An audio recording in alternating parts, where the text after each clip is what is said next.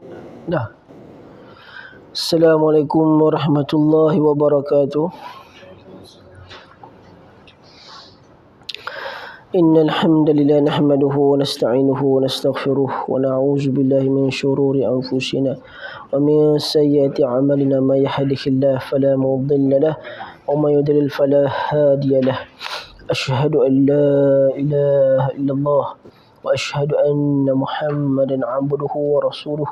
قال الله تعالى في كتابه العزيز يا أيها الذين آمنوا اتقوا الله حق تقاته ولا تموتن إلا وأنتم مسلمون.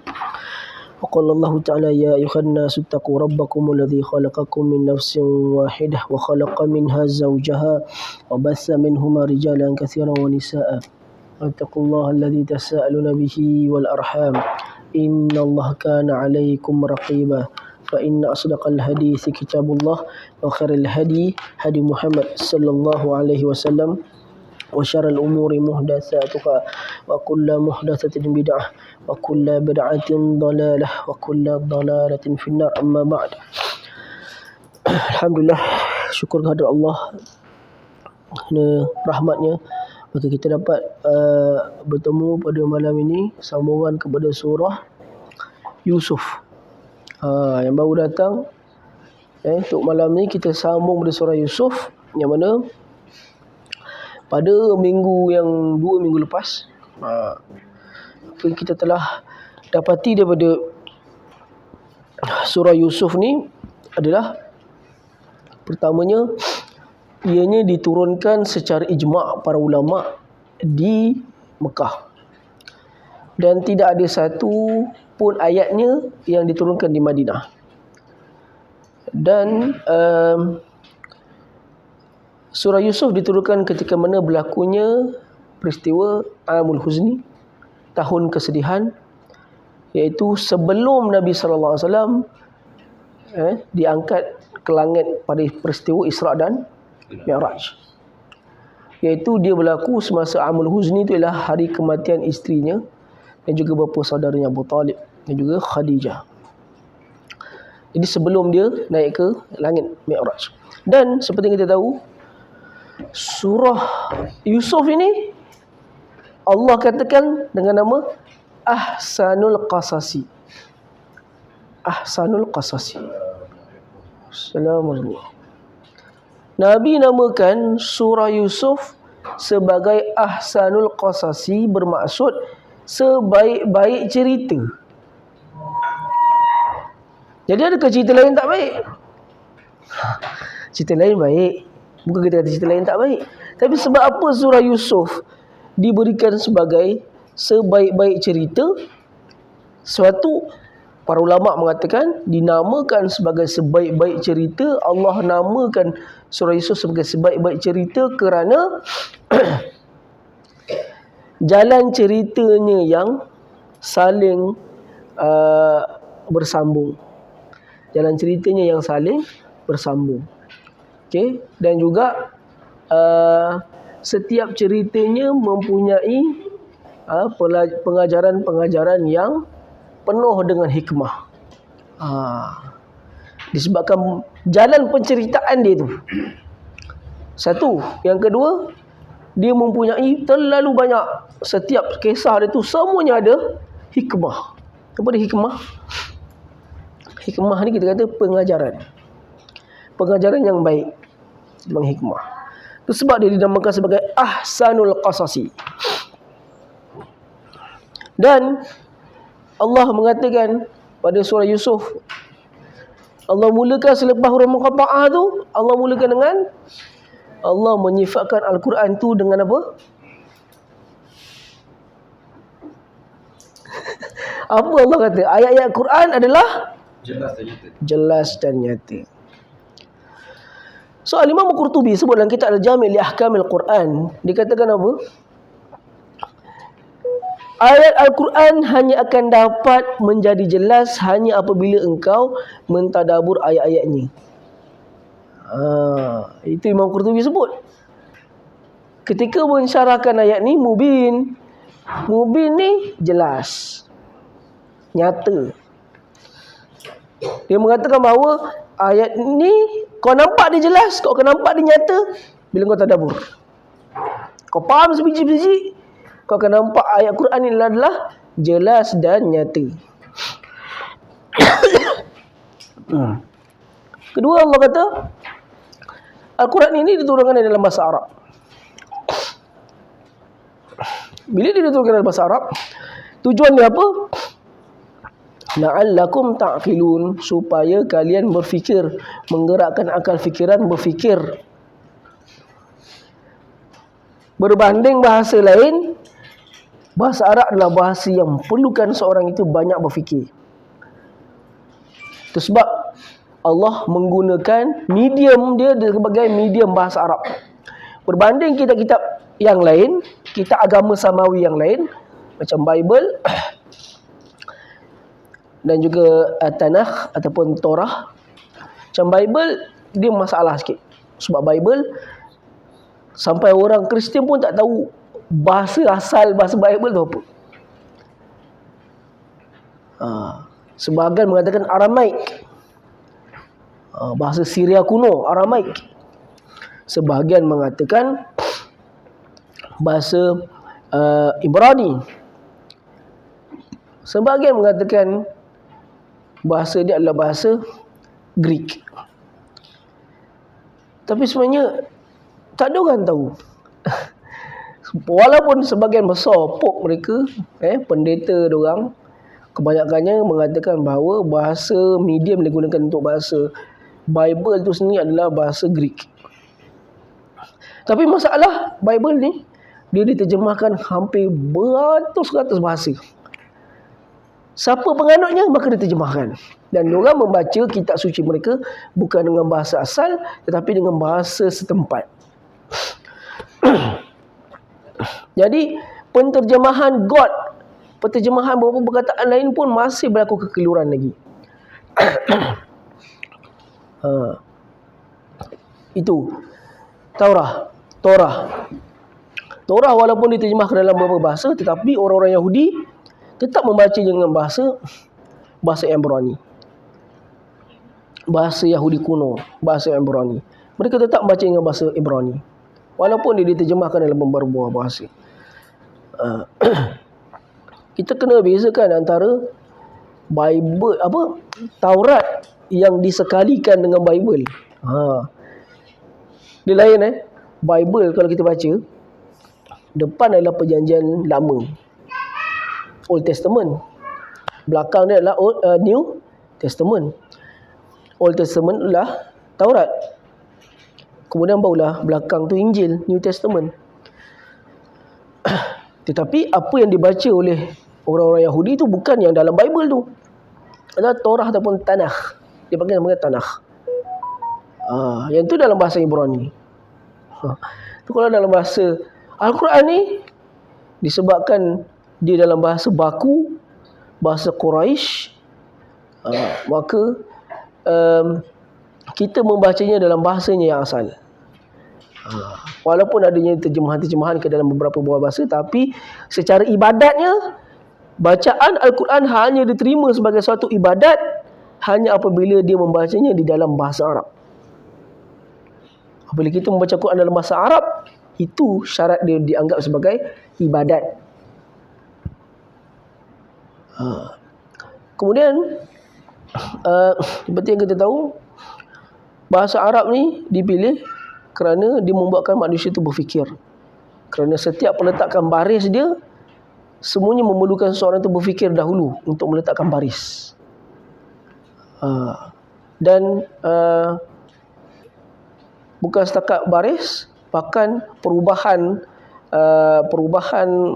kata perbuatan juga, kata namanya juga membuatkan orang tu perlukan menghafal dan juga berfikir. Itu. Dan seperti yang kita bincang pada minggu dulu, bahawa bahasa ahli syurga bukanlah bahasa Arab. Kerana terdapatnya sebuah hadis yang sangat lemah mendasari perkara tersebut. Jadi jawapan dia, apakah bahasa ahli syurga? Tak ada orang tahu. Apakah bahasa ahli syurga? Sebab tidak adanya sebarang hadis yang sahih untuk dijadikan sebagai satu sandaran menyatakan bahasa Arab sebagai bahasa syurga. Yang benarnya adalah bahasa Arab adalah bahasa Al-Quran dan juga bahasa hadis. Okey. Jadi Allah kata, kami turunkan Al-Quran di dalam bahasa Arab supaya kamu memikirkannya. Jadi kemudian Allah pun kata, nahnu naqussu alaikum. Allah pun teruskan mengatakan, kami ceritakan kepada kamu sebaik-baik cerita.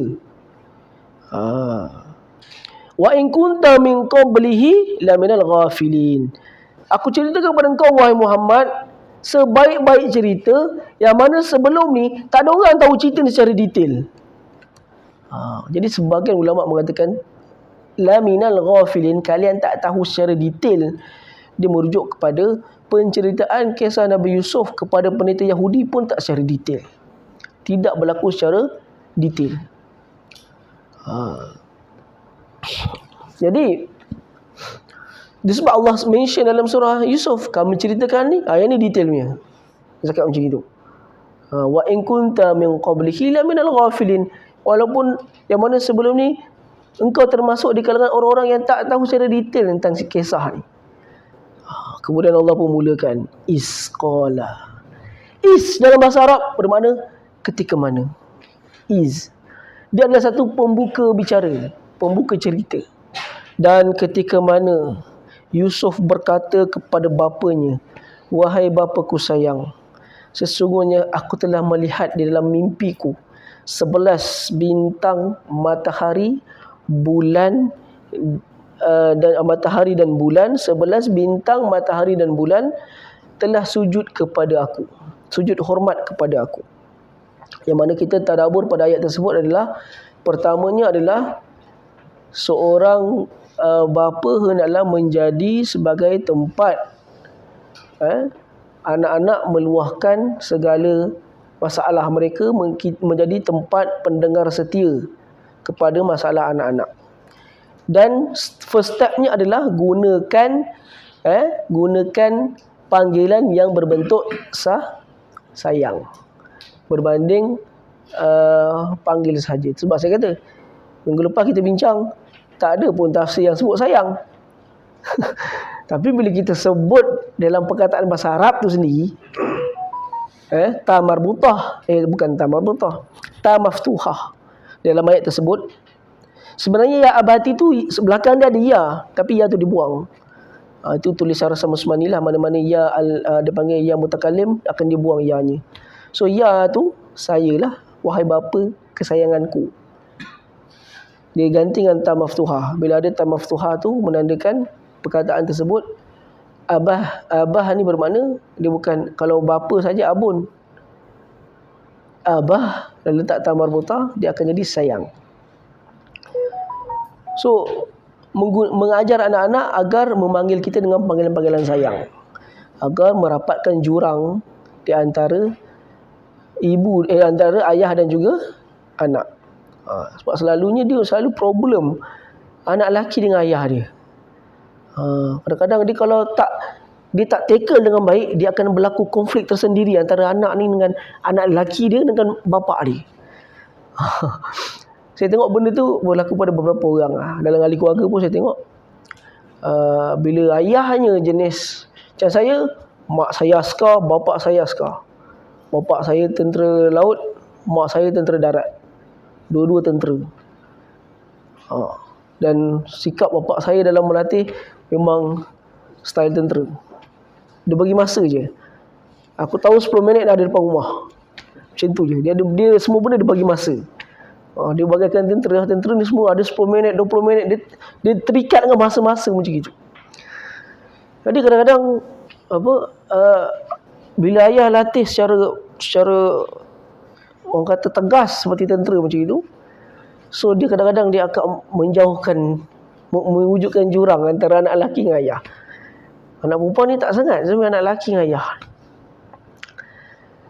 Tapi selepas tu, itu waktu saya kecil lah, tapi bila dah besar, benda tu berlaku perubahan lah. Ayah saya, arwah ayah dah tak layan macam seperti dulu.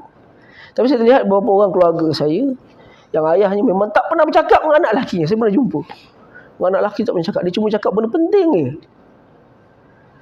Nampak kan? Dah, itu je. Habis. Perbualan berhenti setakat tu je. Dia tidak cuba nak bertanya tentang. Jadi kita katakan, kita jangan mengulangi kesilapan-kesilapan mak ayah kita dalam mendidik anak-anak. Bukan kita kata mereka salah, tapi mungkin mereka tak didedahkan seperti mana kita didedahkan pada hari ini. Maka kita jangan ulangi kesilapan-kesilapan itu. Kita ikut seperti mana yang ditunjukkan oleh Al-Quran. Kau merapatkan jurang di antara kau dengan anak lelaki kau melalui panggilan sayang. Mula dia tahu, ini bapa aku ni sayang pada aku tu. Dia panggil aku sayang. Dia nak sayang. Dia bangga sebab bapa dia panggil dengan nama sayang. Jadi itu yang Nabi Allah cuba tunjukkan. Bila dia nak mendengar masalah anak dia, dia gunakan first step dengan panggilan sayang. Dan anaknya diajar dengan panggilan sayang. Kemudian bapa dia kata, ya bunai, wahai anakku sayang. Sebab apa saya kata anakku sayang? Kalau tanya dia ingat tak? Macam mana boleh terjemahan anakku sayang? Tak ada orang ingat ya. Ya bunaya. Sebab apa? Sebab digunakan kalimah atau wazan fu'ail. Arab bila gunakan perkataan atau wazan fu'ail, bunai, fu'ail, dia bermaksud benda itu kecil. Dan dalam bahasa Arab, apa-apa benda yang diorang kecilkan bermakna benda itu mulia dan sayang. Itu sebab saya tanya yang lepas kan, terjemahan tak ada yang tulis anak sayang. Terjemahan Quran tak ada yang tulis wahai anakku sayang. Sedangkan dalam bahasa Arab bila digunakan bunai, contoh Arab dia kalau nak cakap dengan kita akhi ni biasa je macam saudara. Tapi kalau dia kata ya uhai, seperti mana bunai, uhai, bila Arab gunakan uhai bermakna wahai kekandaku yang disayangi. Bermakna itu dah step, itu dah benda lain dah tu. Itu dah bermakna kau special. Kau someone special tu. Itu sebab guna bunai, uhai. Apa lagi? Apa? Suhail. Banyak. Itu semua tahu dia punya pattern perkataan tu. So bila kata ya bunai, bila sebut ya tu ada baris atas. Bunai ya, itu bermakna wahai anakku sayang. Janganlah kau ceritakan kisah mimpi kau tu kepada adik-beradik kau yang lain. Fa kat situ bermakna fa sebab. Kerana sebabnya apa? Mereka akan membuat suatu, kalau mereka dapat tahu, maka mereka akan membuat suatu rancangan jahat ataupun suatu apa? Perkara yang tak baik kepada engkau. Kemudian dia kata inna syaitana lil insani aduwwum mubin, sesungguhnya syaitan itu adalah musuh yang nyata bagi manusia. Jadi di sini kita nampak peranan ayah. Bila dia menyelitkan satu nasihat kepada anak dia semasa sedang mendengar keluhan anak dia, bermakna dia sedang mendengar dengan dengaran yang baik. Bukannya dia dengar tapi kepala otak dia mendengar orang tempat lain. Apa tu? Apa kau cakap? Penat orang cakap tadi, orang cerita ayah tak dengar langsung. Bermakna bila si ayah dengar dan dia bagi nasihat, ingat nak, syaitan ni musuh kita yang nyata. Kau jangan cerita benda ni dengan adik-adik kau yang lain. Kalau dia orang tahu ni, masak kau dia kata, mesti dia buat sesuatu kat kau. Kau jangan cerita kat orang lain. Adik-adik dari abang-abang kau, memang tu semua tak boleh percaya punya orang. Kau jangan ceritakan dia orang. Kau simpan pada diri kau, mengayah je, biar ayah je tahu.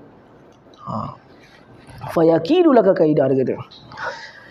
Kemudian Allah pun kata wa kadzalika yajtabika, dan begitulah kami memilih kamu wahai Yusuf.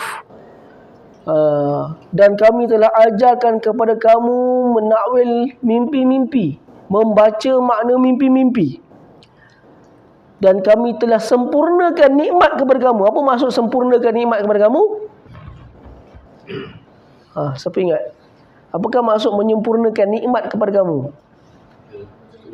Yes, betul. Bermakna engkau menyambung legasi kenabian. Daripada tok nenek kau sampai ke engkau menyambung legasi kenabian. Kami sempurnakan nikmat tersebut. Dan juga sempurnakan, memberikan nikmat bukan pada engkau saja, bahkan kepada keluarga Yaqub, keluarga bapa kau Yaqub, kama atamaha, seperti mana kami berikan kenabian kepada tok nenek kau yang lampau juga, bukan setakat bapa kau, atuk kau pun sama, Ibrahim, Ishak. Kenapa? Ibrahim dan juga Ishak tu semua tok nenek kau yang dulu, semua pun adalah para nabi. Inna rabbaka alimun hakim, sesungguhnya Tuhanmu maha mengetahui siapakah orang yang layak dilantik menjadi sebagai nabi dan rasul, dan hakim, dan juga maha bijaksana. Dia bukan setakat tahu, bahkan dia lagi bijaksana mengetahui siapakah orang yang alim. Itu sebab kita boleh sebut orang alim ni, kita tak setakat orang ni orang alim ke orang ni orang baik ke, kita boleh sebut aku sangka baik aku dia ni orang alim. Kita boleh sangka baik kita je. Kita tak boleh pasti mengatakan ni betul ni orang alim ni, ni lah ahli syurga orang alim, tak boleh. Kerana Allah kata dalam Quran, Dia maha mengetahui siapakah orang yang beriman dan siapakah orang yang dekat dengan sisi dia. Dia lebih mengetahui. Kita cuma boleh berkata ini sangka baik aku, dia ni orang alim, boleh. Tapi bercakap dengan benda yang yakin tak boleh, kerana Allah yang maha mengetahui perkara tersebut. Sebab mungkin dia alim depan kau je, tak belakang kau dia pun kata balik juga. Dia tak tahu. Kan? Itu sebab Allah kata aku lebih mengetahui siapakah yang lebih baik, orang yang baik, orang yang alim, orang yang apa? Wali Allah. Selalu orang semua ini wali Allah ni. Ini benda yang selalu yang orang sebut lah, dia main petik je orang ni wali Allah, ni wali Allah. Sebab mungkin dia rasa seandainya dia kata orang tu wali Allah, orang tu, sebab para ulama mengatakan, Al-Imam Syafi'i sini sebut kan, benda ni pun saya dah baca banyak kali dah. Iza ra'aita amran yatiru fil hawa wa yamshi fawqal ma' fattaru bi'ardi ila kitabillah wa sunnati rasulih. Kalau kau ada ternampak ada orang berterbangan di atas udara ataupun berjalan di atas air, maka engkau tanya dia tentang kitab Allah dan sunnah Rasul. Seandainya dia ni walaupun boleh jalan atas air, boleh terbang atas udara, tapi dia tak tahu tentang kitab Allah dan sunnah Rasul, dia bukan wali Allah. Syarat wali Allah kena tahu kitab Allah dan sunnah Rasul, adalah orang yang alim. Alim apa? Alim ilmu tafsir, alim ilmu Al-Quran, alim ilmu bahasa Arab, alim ilmu hadis. Itu baru wali Allah. Kalau setakat jalan atas air, magician pun boleh jalan atas air. Betul tak? Best lagi ni apa? Yang apa nama, labah-labah yang boleh jalan atas air tu. Cakar air. Yang tu lagi best. Dia boleh jalan atas air juga. Kan? Kalau dia kata terbang atas udara, burung lagi bagus. Sebab karamah yang diberikan, kita tak nafikan memang boleh berlaku karamah kepada orang-orang yang soleh, benda-benda yang tak mampu dilakukan oleh manusia lain. Tetapi seandainya orang soleh tersebut menjunjung kitab Allah dan sunnah Rasul, kalau dia pun sunnah Rasul dia tak buat, maka dia bukan wali Allah. Qul in kuntum tuhibbunallah fattabi'uni yuhibbukumullah wa yaghfir lakum dzunubakum. Allah sebut dalam Quran, kalau kau kata kau cintakan Allah, orang yang ikut Nabi Muhammad itulah orang yang cintakan Allah. Dan orang yang cintakan Allah adalah baru yang dekat dengan Allah. Jadi kita jangan senang-senang mendakwa-dakwi orang tu ni wali Allah, ni wali. Dulu saya pernah duduk satu rumah dengan satu orang Indonesia, dia buat PhD. Maksudnya saya buat ni lah ijazah lah, dia buat PhD. Dia duduk tu rumah PhD. Dia kata, dia cakap dengan saya, Ustaz Daud tahu, saya punya tok guru, kalau orang lain, kalau wali lain jalan atas air basah kasut dia, tapi tok guru saya jalan atas air kasut dia tak basah. Wah, pelik ni cerita-cerita macam ni.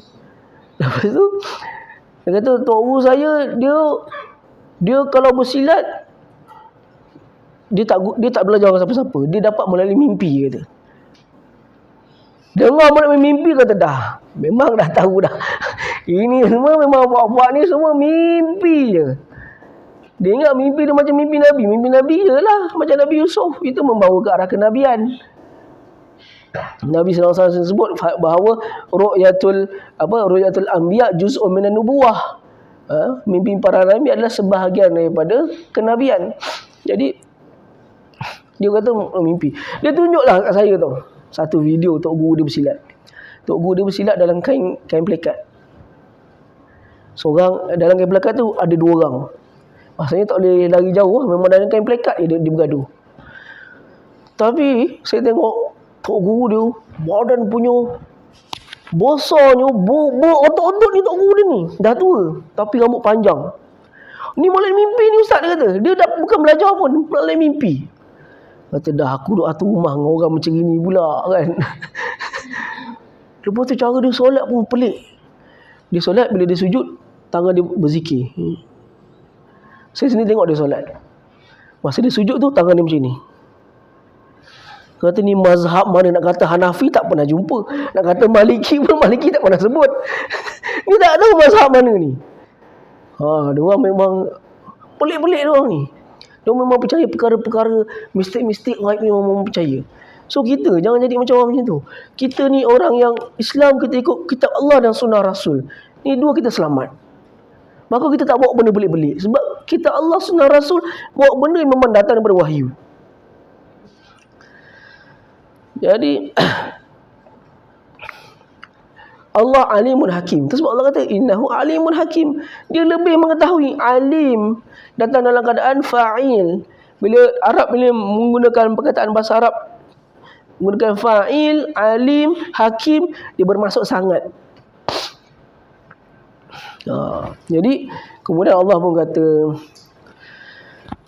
kita berhenti ayat berapa? 6. Okey, hari ni kita masuk ayat 7.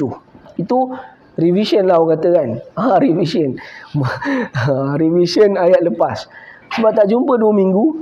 Tanya tadi pun tak ada yang boleh jawab sangat kan. Jadi 2 minggu okey lah kita revision tadi kan. Revision. Okey. Laqad. Ayat. So sekarang cerita ni disambung. Tadi cerita pertama, kisah dia bermimpi, dia cerita pada bapak dia. Ini kisah kedua. Laqad kana fi Yusufa wa ikhwatihi ayatul lisailin. Allah kata apa? Ingatlah bahawa sesungguhnya pada kisah Nabi Yusuf dan juga adik-beradiknya, ayat adalah petunjuk-petunjuk lisailin, bagi orang yang nak mencari petunjuk. Nampak? Special surah Yusuf ni.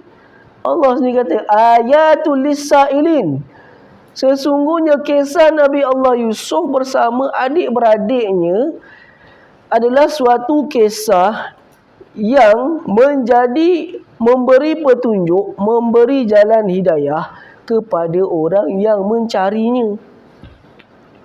Kalau kita nak mencari petunjuk hidayah,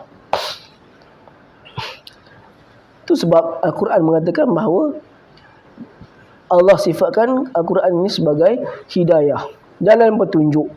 Kerana setiap kisah-kisah yang diceritakan dalam Al-Quran tak sunyi ataupun tak lekang daripada banyaknya petunjuk-petunjuk hidayah. Tapi petunjuk hidayah dalam kisah-kisah ni hanya dapat dikorek, diketahui melalui tadabbur sahaja. Selain daripada tu, melalui mimpi tak boleh. Jangan percaya bila orang bercakap apa, saya dapat melalui mimpi. Yang ni orang first kau kena tak boleh percaya dengan dia. Dia nak pinjam duit pun kau jangan bagi. Yang ni memang orang tak boleh percaya. Sebab bila dia sebut, aku dapat benda ni daripada mimpi. Bila dapat satu benda daripada mimpi. Mimpi yang baik, penunjuk kepada orang yang soleh, ia harus berlaku. Tetapi apabila orang tu dalam mimpi dia membawa benda-benda berbentuk syariat baru, ibadah baru, ataupun mimpi yang menghukum suatu hukuman kepada manusia, yang ni orang tak boleh percaya. Contoh, dulu ini benda ni kalau tak dibendung, dia akan menyebabkan fitnah yang sangat besar. Contoh, berlaku satu kes. Orang ni bunuh orang ni. Si Fulan A bunuh si Fulan B. Seorang hakim bermimpi dan dia kata, malam tadi aku bermimpi Nabi sebut A ni tak boleh percaya sangat. Orang macam ni kena elakkan. Benda ni banyak berlaku. Banyak berlaku. Dia menghukumkan atas satu hukuman, yang ini tak boleh pakai.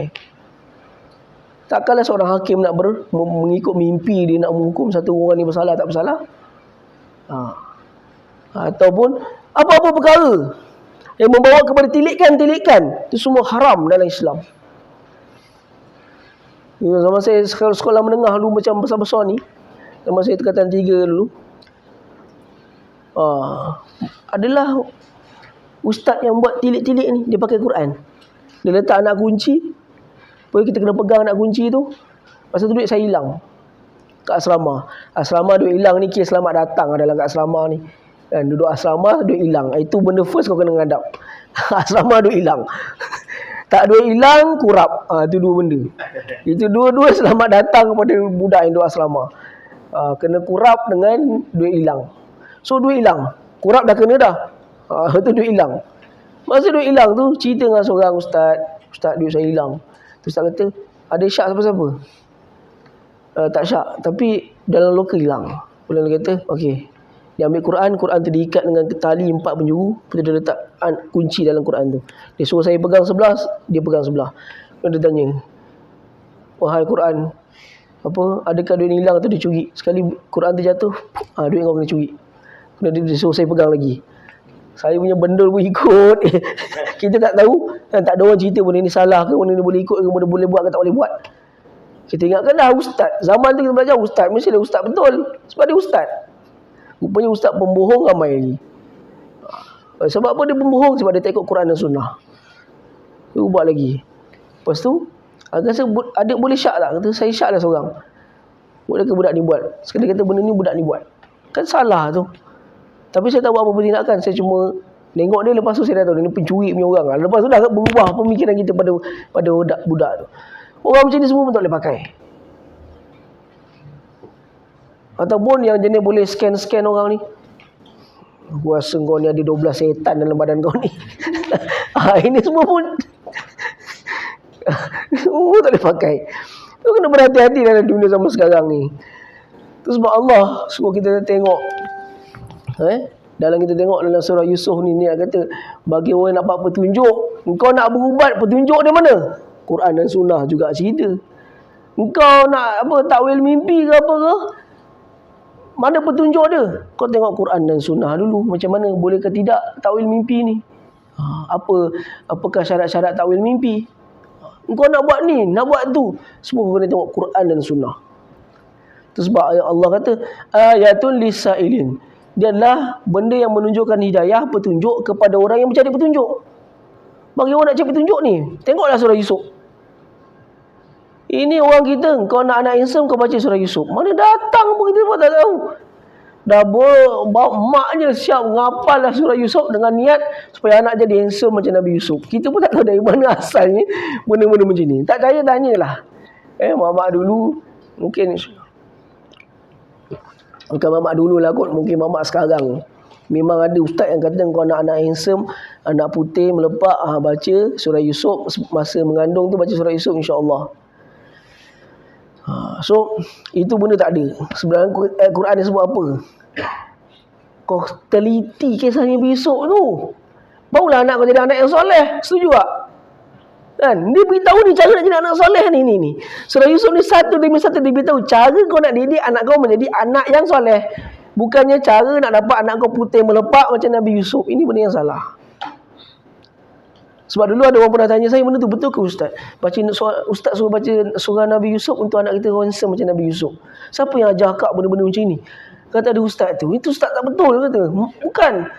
Surah Nabi Yusuf bukan untuk tu tujuan ni. Tujuan ni nak latih, nak didik anak jadi anak yang soleh.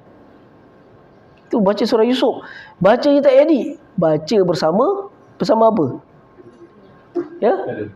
Tadabbur. Faham pun belum cukup lagi. Tadabbur baru cukup. Faham tak cukup lagi. Kena tadabbur dulu. Barulah boleh cerita. Ketika mana? Qala isqalu. Ketika mana adik-beradik Nabi Yusuf berkata, la Yusufu, sesungguhnya Nabi Yusuf ni, wa akhuhu, dan juga adik kita Yusuf ni dengan adik kita. Siapa adik dia? Bunyamin. Ada dua sebutan, Bunyamin ataupun Bunyamin. Jadi sekarang ni dalam kisah Nabi Yusuf, adakah Allah cerita adik ni nama Bunyamin?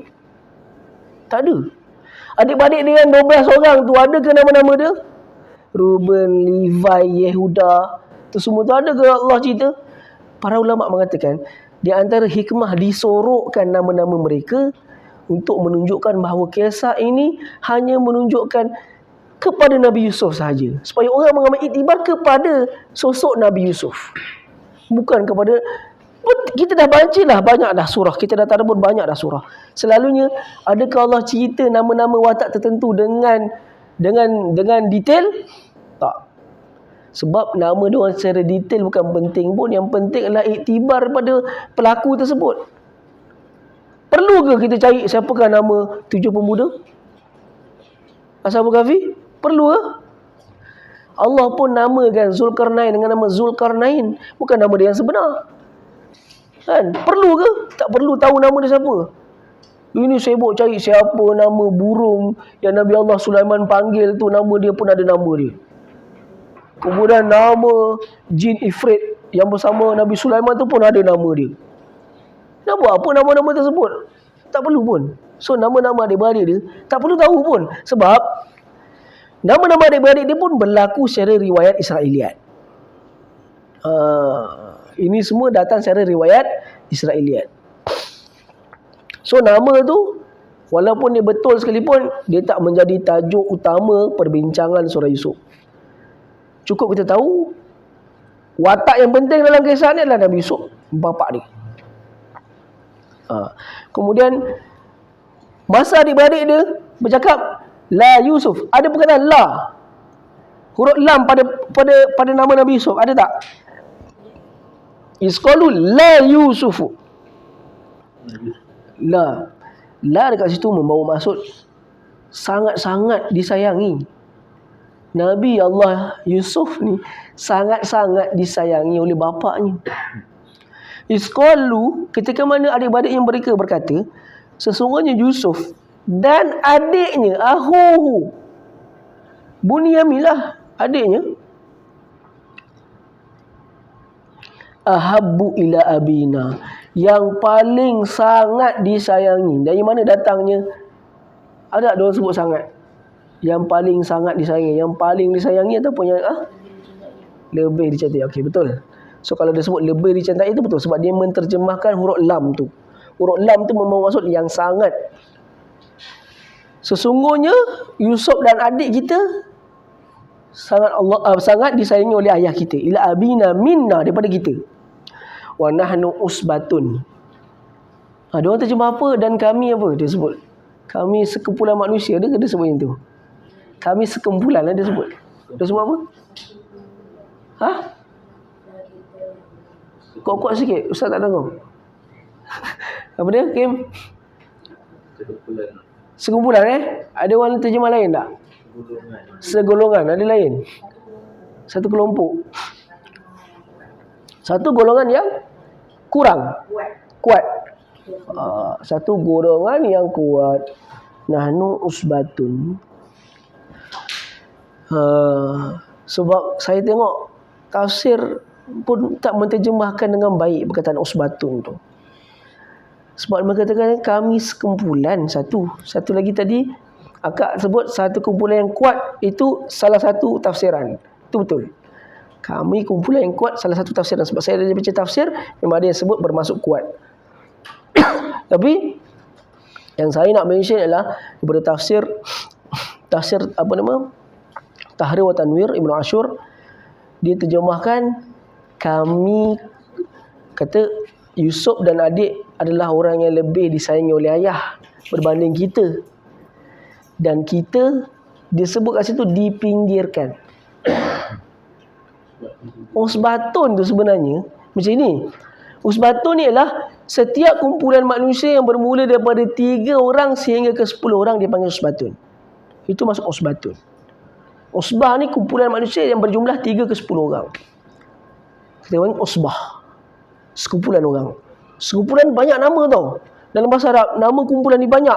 Fi'ah, Syirzimah, Majmu'ah, Jama'ah, yang ni Usbah. Ada banyak nama kumpulan manusia ni, ikut kumpulan. Tapi dia berbeza nama dia mengikut berapa ramai bilangan orang tersebut. Kalau Usbah ni 3 ke 10 orang. So logik lah, sebab dia orang lebih kurang 10-11. 11 lah kan. Sebenarnya dia orang tak cakap 11, sebab tolak 2 yang disayangi, tinggal berapa? 10. Tinggal 10 lah. Sebab dia sebut Yusuf dengan adik dia, so 2 ditolak. Betul lah Usbah. So dia kata ni, sebenarnya kebanyakan akan tafsir mengikut nama kumpulan. Tapi Ibnu Ashur tak. Dia terjemah tafsir dia katakan ayah lebih sayang adik dengan Nabi Yusuf, dengan Nabi Yusuf. Nahnu usbatun, kita ni dipinggirkan. Kita ni macam terasing. Sebab bila dia jadi kumpulan bermaksud terasing. Kita ni dipinggirkan. Nahnu usbatun. Tetapi kita tengok ayat usbatun ni akan diulang 2-3 kali dalam ayat-ayat akan datang. Pada ayat lain dia akan sebut usbatun lagi, tetapi dia tak bermaksud dipinggirkan lagi dah. Dia membawa maksud kami yang boleh diharap. Nampak? Itu seni betul Quran ni. Bila dia pergi pada ayat lain, perkataan yang sama dia bermakna lain pula. Tapi bila tengok makna asal dia lain. Bila dia masuk dalam konteks ayat jadi lain, dan dia pergi pada konteks ayat lain dia jadi makna lain lagi. So dalam ayat ni kita kena faham macam ni.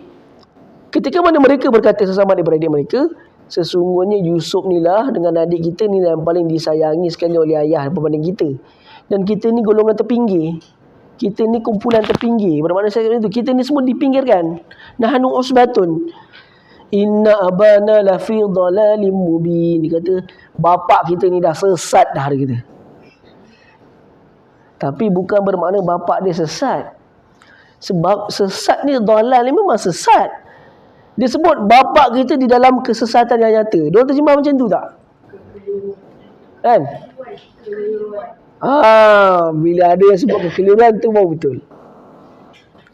Mana-mana tafsir yang sebut kekeliruan, yang tu pada saya lebih tepat berbanding sesat. Ada tak yang terjemah sesat? Tak ada semua kekeliruan. Tidak adil. Tidak adil pun betul. Tidak adil. Ada sebut tidak adil lah. Okey, betul lah, tidak adil tu lebih tepat sebenarnya. Bukannya sesat. Walaupun perkataan dollar tu adalah sesat, tetapi dia nak sebut apa?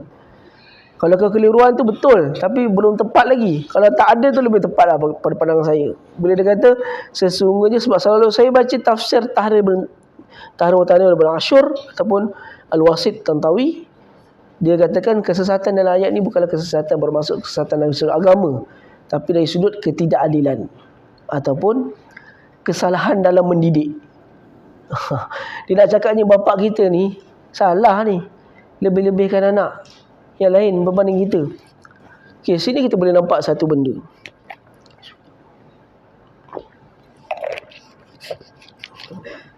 Walaupun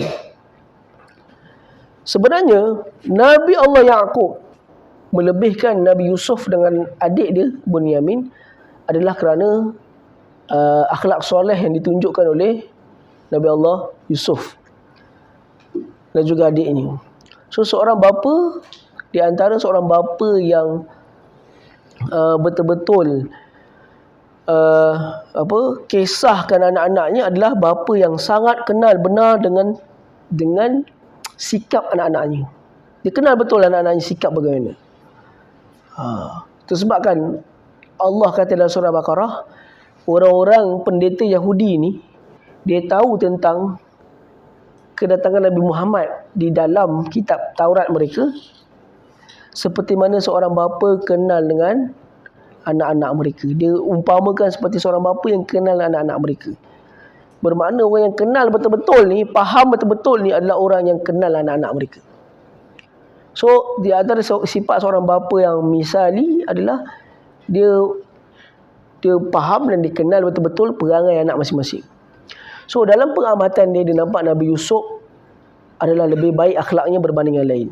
So dia dengan adiknya dilebihkan kerana akhlak dia, dan lebih disayangkan lagi bila dia dapat tahu anak dia juga dilantik menjadi seorang nabi.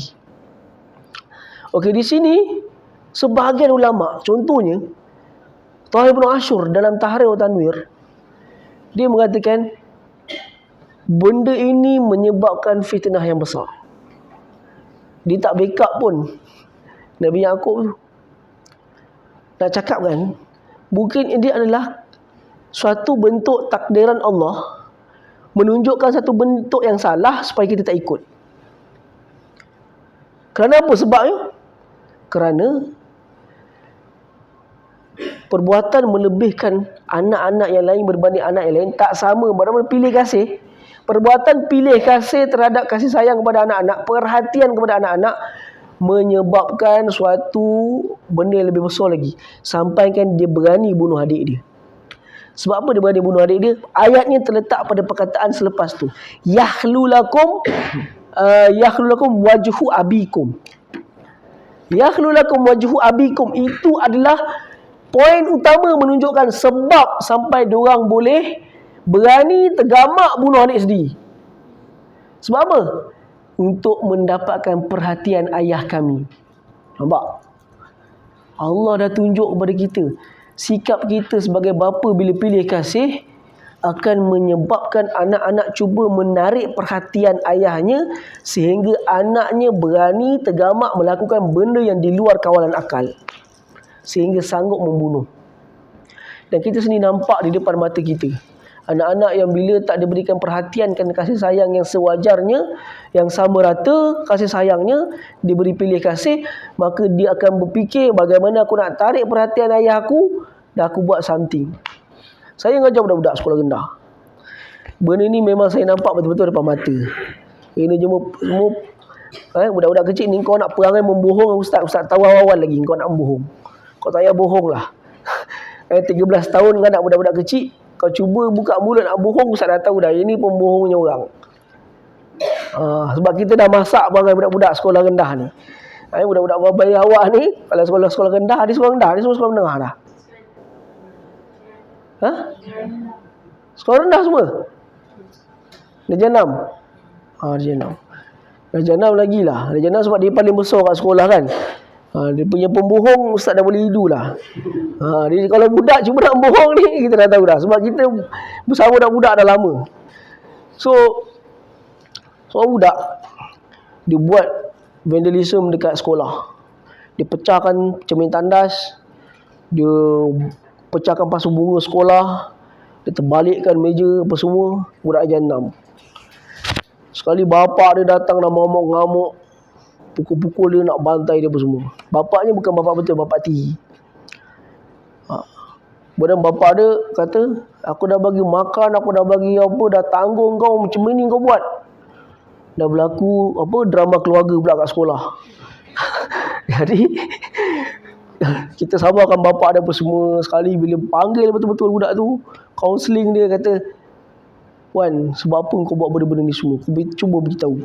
Sebab apa kau buat benda ni semua? Kau bukan jenis budak yang buat benda ni semua, bukan. Apa dia sebut?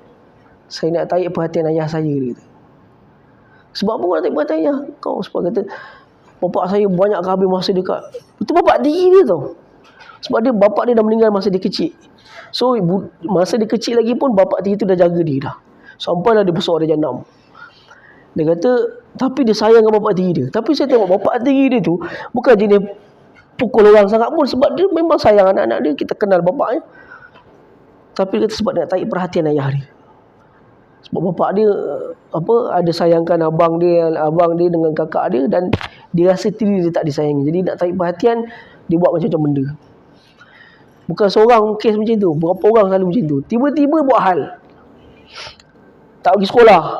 Pergi rumah dia sebab apa tak pergi sekolah? Cerita, rupanya kerja sekolah tak siap, takut pergi sekolah. Ada seorang tu kena histeria. Meracau ni histeria.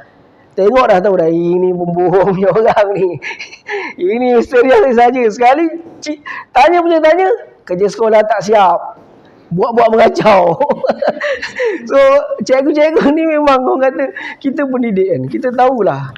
Kau cuba buka mulut nak bohong, kita dah boleh hidu dah. Ini perangai je ni, tak kerja sekolah tak siap ni, tak bergaduh dengan kawan ke, berebut power ke, memang itulah.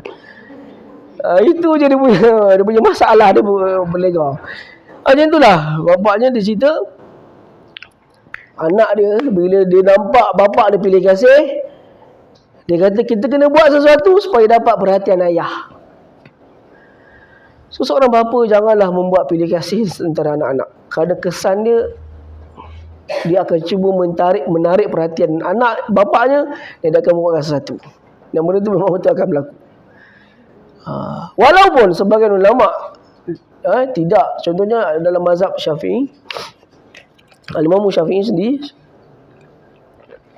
ada memfatwakan bahawa seandainya adanya hibah pemberian kepada anak-anak, boleh diberikan, diharuskan diberikan kepada mana anak yang dirasa dia sayang lebih. Tapi sebagai ulama yang lain ada yang menentang perkara tersebut. Sebab dia kata perlu diberikan secara adil. Tapi kita katakan memang sebagai ulama ada yang mengharuskan pilih kasih diataskan sebab soleh dan takwa seorang anak. Itu satu pandangan. So ada yang mengatakan tak ada masalah. Bahkan ada sebagian mufasir, di antaranya tafsir tafsir apa saya baca tadi, Qurtubi ke apa, ada mufasir yang mengatakan bahawa Nabi Yusuf disayang lebih kerana akhlak dia dan juga akhlak dia yang soleh. So bagi dia relevan lah dia disayangi lebih. Tetapi macam Tahir bin Ashur dia tak setuju. Dia kata memang betul Nabi Yaakob mungkin tersilap dalam mendidik anak dalam bab ni. Nabi Yaakob mungkin tersilap mendidik anak dalam part ni. Part dia memilih kasih sebagai suatu pengajaran kepada kita, supaya kita jangan buat seperti mana yang dia buat. Memanglah para Nabi Allah dan Rasul ni maksum. Maksum ni bermaksud apa? Tidak melakukan dosa-dosa besar. Tetapi kesilapan-kesilapan manusiawi mereka harus lakukan. Mereka lakukan juga. Kesilapan-kesilapan manusiawi mereka buat. Bukan maksum ni tak buat dosa langsung. Tak buat dosa besar. Membunuh, merogol, mengumpak apa semua tu dia tak buat. Mereka, kerana kesilapan manusiawi mereka ada buat. Okay. Dia kata bapak dia salah dalam bab ni. Sebab lebihkan anak-anaknya. So kita sebagai seorang bapa, janganlah kita cuba melebihkan. Walaupun anak kita ada yang lebih sikit daripada adik-adik anak-anak kita yang lain, yang seorang abangnya pandai, angahnya pandai, kita lebihkan pada yang pandai je, itu adalah kesilapan kita dalam mendidik. Dan itu apa yang tidak ditunjukkan oleh Allah dan Rasul dalam mendidik anak-anak. Bermakna kasih sayang tu adalah sama. Kalau nak beli, macam saya kalau keluar pergi mana, Thailand ke, pergi Kelantan ke, pergi mana, nak beli, teringat nak beli mainan, aku tak boleh beli dua. Sebab anak ada 4 orang. Beli yang besar, yang kecil mengengek. Beli yang kecil, yang besar pun sama mengengek. Jadi tak boleh. Nak beli kena 4-4 sekali. 4-4 sekali kena beli. Tak boleh nak belikan anak, aku nak beli, aku sayangkan yang nombor, yang bongsu je lah, jadi belikan yang bongsu je. Salah. Belikan mainan kena beli semua-semua. Sayang kalau yang seorang berjaya, yang seorang lagi tak berjaya, bagi juga hadiah. Kerana walaupun dia tak berjaya, bagi juga hadiah kerana dia atas usaha dia mencuba. Atas ini abang dah cuba, tak apa, lain kali boleh cuba lagi. Bagi juga hadiah. Bukan kata abang dapat hadiah sebab apa? Sebab dia berjaya. Engkau ni, engkau tak boleh harap kau tak dapatlah hadiah, kata. Itu salah. Engkau asyik mengelipas ke sana kemari, habis tu engkau belajar tak betul, kau nak hadiah dengan harap kau dapat hadiah. Itu salah. Tapi tetap berikan hadiah kerana atas usaha dia mencuba. Itu adalah apa yang ditunjuk oleh Allah, ditunjukkan, cuba diisyaratkan oleh Nabi Allah dalam mendidik anak-anak. Jangan bersifat pilih kasih. Kemudian dia kata, uqtulu Yusufa. Adik-beradik dia, abang-abang dia bagi cadangan. Apa kata kita bunuh je Yusuf? Nampak? Sebab apa dia nak bunuh? Nak tarik perhatian ayah dia. Uqtulu Yusufa. Bunuhlah Yusuf ni.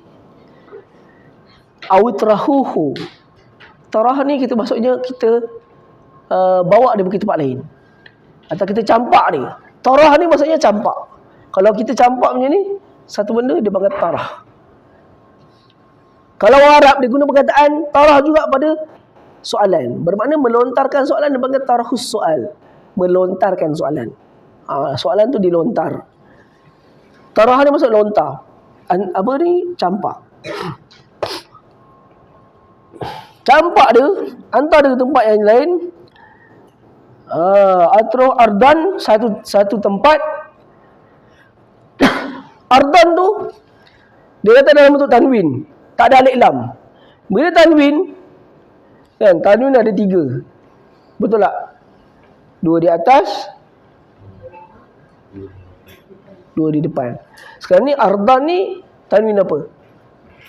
2 di atas. Kalau perkataan bahasa Arab ditanwinkan, bermakna benda tu umum. Campaklah dia mana-mana pun. Macam tu. Tak kisahlah mana-mana pun. Sebab dia guna ardan, tak letak alif lam. Kita campak dia mana-mana. Dia sebut apa? Yahlu lakum wajhu abikum. Supaya kita dapat tarik perhatian ayah.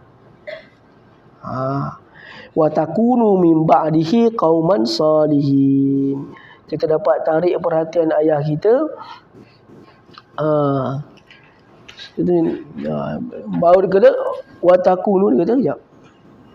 Mana tadi? Bila kita dapat benda, maka kita dapatlah menjadi orang-orang yang berguna, orang-orang yang baik. Kita buang di satu tempat, kita bunuh ataupun buang dia, supaya kita dapat tarik perhatian ayah kita, dan kita menjadi orang-orang yang dianggap berguna oleh ayah. Kemudian qala qailum minhum, berkatanya salah seorang adik-beradik mereka, la taqtulu Yusufa wa alquhu fi ghayabatil jub. Seorang cadang, kita jangan bunuh dia. Tapi kita jangan bunuh, tapi kita buat seolah-olah dia dibunuh. Nampak? Licik ni abang dia. Sebab dia kata bunuh dia nampak sangat, kita bunuh dia nampak sangat. So nanti lu kita, tu sebab bapak dia guna fayakidu laka kaida. Nampak ayat kan? Allah kata kan, fayakidu, jangan beritahu abang kau tentang mimpi kau. Takut-takut mereka akan melakukan rancangan jahat. Mereka akan melakukan rancangan jahat. Jam tu dah mati bang. Selalu saya tengok situ. Janganlah beritahu abang-abang tentang mimpi kau. Mereka akan merancang rancangan jahat. Memang betul orang rancang rancangan jahat pun. Tu seorang kata kita bunuh, tak pun kita hantar campak dia mana-mana tempat. Seorang kata jangan bunuh, tapi kita rancang supaya seolah-olah nampak dibunuh. Jangan bunuh jelas-jelas lah dia kata. Walquhu fil ghayabatil jubbi. Kita campak dia ke ghayabatil jub.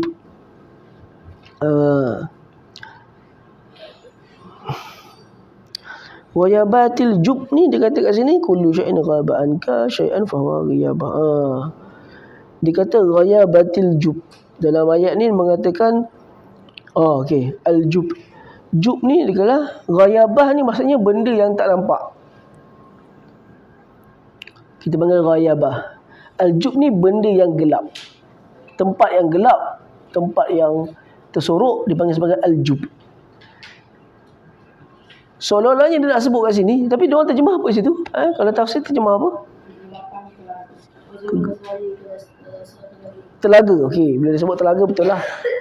Sebab dalam tafsir, tapi ayat ghayabatil jub tu kalau terjemah bukan maksud telaga. Bukan maksud telaga. Kalau kita terjemahkan ghayabat ni tempat yang gaib, tempat yang tak nampak orang. Jub ni pun sama, tempat yang tak dapat dilihat. Tetapi Arab menggunakan perkataan ghayabatil jub bermakna tempat bertelaga, kerana al-jub tu bermakna perigi, tempat yang gelap seperti perigi lah. Tapi kalau kita terjemah ghayabatil jub tu bukan telaga, tapi dia menunjukkan satu keadaan tempat yang gelap. So ditafsirkan sebagai telaga, perigi ke dalam perigi. Kata kita campakkan dia ke dalam perigi. Al-quhu fil ghaibatil jub yaltaqithu ba'du sayyarat in kuntum fa'ilin. Supaya dia dapat, kalau kita campakkan dia ke dalam perigi, akan dipungut oleh kafilah-kafilah dagang ni, musafir, kafilah ataupun musafir orang yang bermusafir lah, orang yang berjalan. Dia guna perkataan sayyarah. Sayyarah ni kalau terjemah ke bahasa Arab, kereta. Takkan kata nanti kereta ambil, bukan. Sayyarah kod bahasa Arab moden, kereta. Tapi kod bahasa dalam ayat ni, sayyarah ni ialah orang-orang yang berjalan. Dia panggil sayyar. Sayyarah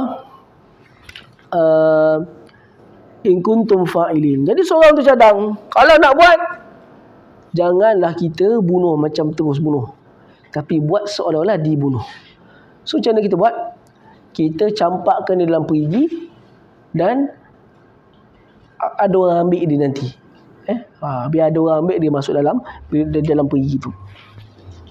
Maksudnya dia nak supaya Yusuf ni tak bersama dengan dia orang, pergi tempat lain.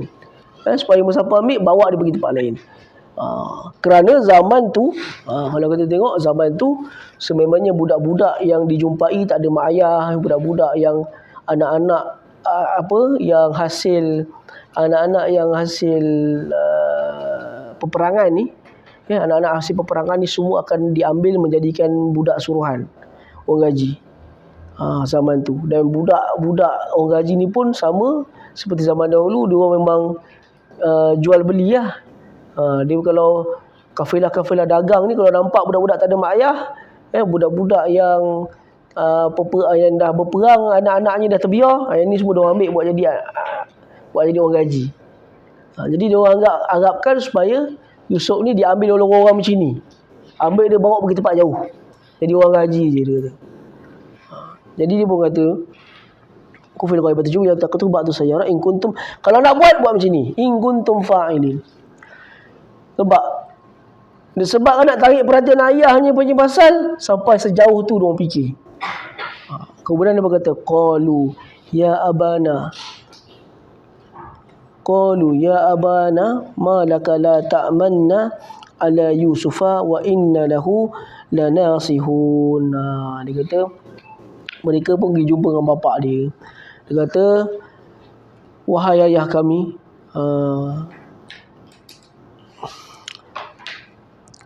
qala mana ni? Qala qailun bukan.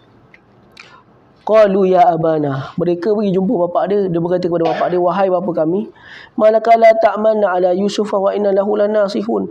Wa inna lahu lanasihun. Lanasihun dalam ayat ni dia bermaksud, dia kata bila dia orang dah tengok bapak dia pilih kasih macam tu, dia pun tanya kepada bapak dia. Ayat ni berlaku ketika mana Nabi Allah Yaqub melihat anak-anak dia ni tak menjaga Nabi Yusuf ni dengan baik. Jadi dia pun kata kepada bapak dia, kenapa engkau tak percaya kepada kami dalam percaya kami dalam menjaga adik-adik kami ni, Nabi Yusuf dengan adik dia. Sesungguhnya innalahu lanasihun, sesungguhnya kami ni nasihun ni, kalau kita nak terjemahkan dalam ayat ni, seolah-olah dia nak kata dia orang ni mengambil berat dengan Nabi Yusuf. Ada tak dia terjemah lain? Dia terjemah apa? Apa? Menginginkan kebaikan kepadanya. Okey. Malaka la ta'manna ala Yusufa.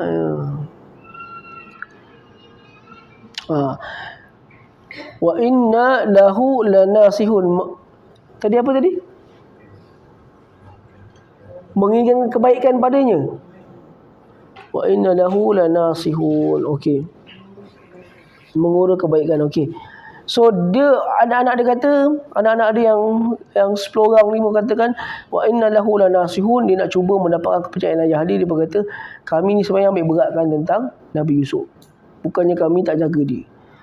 Kemudian dia berkata arsilhu ma'ana ghadan yarta' wa yal'ab wa inna lahu lahafizun. Dia pun bagi satu cadangan. Mari sini, antarkan arsilhu ma'ana. Hantar, biar dia duduk dengan kita orang. Biar dia duduk dengan kita orang besok gadan. Biar dia duduk dengan kita orang besok. Yarta' wa yal'ab. Kalau kat sini yarta' wa yal'ab, dia kata jangan kita pergi yarta' ni, kita kata pergi riadah lah. Macam ni kita nak sebut dalam bahasa Melayu. Dia jalan-jalan lah kot. Kita nak bawa besok, kita orang nak hantar dia dengan kita orang nak bawa dia pergi jalan-jalan, yarta' wa yal'ab, nak pergi main-main dekat mana padang pasir, nak pergi main-main. Yarta' wa yal'ab wa inna lahu lahafizun, dan kami akan menjaganya. Dia guna perkataan lahafizun. Ada alif. Ha tu ada alif tak? Ada alif kan? So dalam perkataan bahasa Arab, bila digunakan dalam bentuk ismu fa'il, laha ada alif, hafizun, dia bermaksud kami akan betul-betul menjaganya. Sampai bila-bila pun kami akan betul-betul jaganya. Sebab apa dia cakap itu? Dia nak yakinkan bapak dia. Dia nak yakinkan Nabi Yaqub supaya bawa dia pergi sana sini, pergi bermain sana sini. Bawa Nabi Yusuf. Sebenarnya dalam perancangan dia nak bawa Nabi Yusuf ni, memang dia nak buang dalam perigi. Jadi itu yang dia sebut. Bawalah dia main kita orang besok-besok, tapi kita orang betul-betul jaga dia. Sebab dia kata lahafizun, kami akan jaga dia betul-betul. So ini pun bohongnya orang kan. Dia cuba bohong bapak dia. Dia kata bawa main jalan-jalan, nanti kita jaga dia betul-betul. So dalam ayat ni, tadabbur yang kita boleh dapat daripada ayat ni adalah mak ayah ni jangan terlalu senang menerima cadangan anak-anak. Kena cek dulu cadangan dia apa. Yang berlaku kes apa? Mak bapak, anak-anak ni macam-macam skim dia pujuk suruh masuk, bapak dia pun masuk sign. Masuk skim tu, masuk skim ni, masuk tu MLM, masuk apa pun semua disuruh masuk. Akhirnya bapak dia terjerat hutang. Dah tua pun terjerat hutang lagi. Sebab anaknya punya nasihat. So kita sebagai mak bapak ni, walaupun anak tu kecil, kita jangan terlalu terima terus cadangan dia. Tapi ajak dia berbincang tentang cadangan tersebut. Seperti mana Nabi Allah Yaqub ni, lepas tu dia cerita dia. Dia berbincangkan tentang cadangan anak-anak dia. So sebab apa? Contoh, anak-anak ni selalu kalau kita tengok, mungkin dia adalah pujuk-pujuk kita nak tu, nak ni, nak benda tu, benda ni. Dia akan bagi cadangan. Apa kata kalau ayah bagi kita orang pegang handphone, kita orang pergi ni, kita apa kata kalau ayah bagi kita orang pegang handphone, so seminggu tu kita rumah nenek, kita orang pegang handphone ayah, kita orang jaga handphone ayah. Tu bapak kata, kau aku bodoh. Contohlah anak bagi cadangan tu, jangan terlalu terima tu. Betul juga ayah kak cakap tu. Boleh. Nanti apa tak adalah kau menyusahkan ayah, kau tengok handphone je sampai bila-bila. So handphone tu kau pegang lah. Jangan jadi bapak macam itu.